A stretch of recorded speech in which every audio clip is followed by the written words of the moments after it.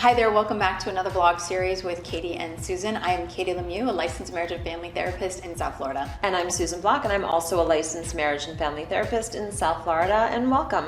Yep, and Susan and I are super passionate about working with couples, but you already know that, I'm sure, because you tuned into some of our other vlogs, and if you haven't yet, we totally invite you to check them out. So today we're going to be talking about addiction and how addiction resembles betrayal and affair in a relationship. And we're also going to give you some suggestions on how to support yourself if you are in a relationship where there's active addiction.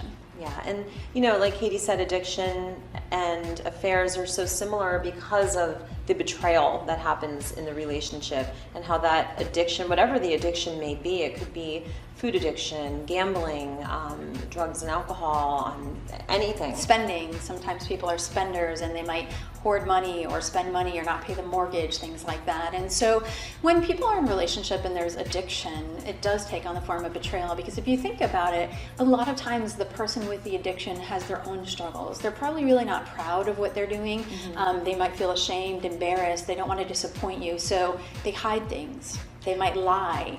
They might steal. And it almost is like the other, the affair partner stepping Absolutely. into the relationship and coming between the two of you. Right. Addiction is the affair partner. So Susan and I want to share some tips with you on how to help yourself in a relationship.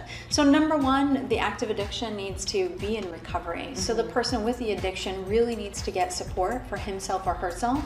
Of course, there's many groups like Narcotics Anonymous, mm-hmm. Alcoholics Anonymous, Overeaters Anonymous, right. Gambling Anonymous. So that's one aspect. You can do a support group like that. And there's even support groups online. I've had clients that have talked about doing AA online, where they can't make it to a meeting, but they prefer to connect online with someone. Whatever that support looks like for you, just getting that support. Right. Maybe you work with a therapist, or maybe you believe more in holistic health and personal growth. Maybe a life coach would help you in this area, depending on who you are and what you think would work best for you.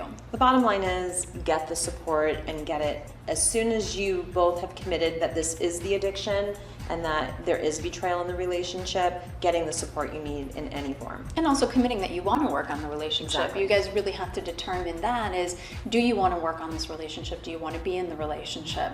The other thing too is the person who does not have the addiction is they need support as well. Support groups, whether you also need your own individual counseling, because one of the aspects that we do in couples counseling is we really look at both parties and see how both contributed to what's happened in the relationship and how this addiction has wreaked havoc in the relationship. Right. Sometimes couples not knowingly enable one another, or distance in the relationship has been created because maybe this addiction has been around 3, 4, 5, 10 years.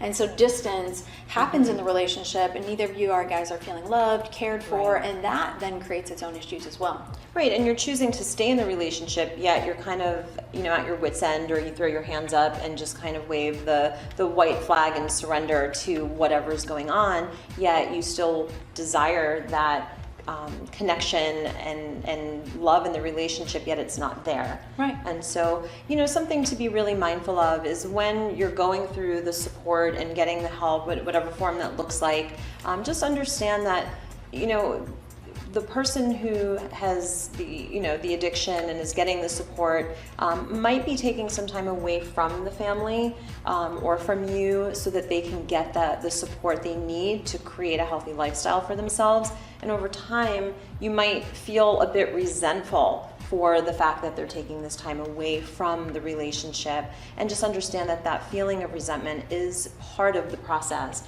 and that needs to be worked through together. Right.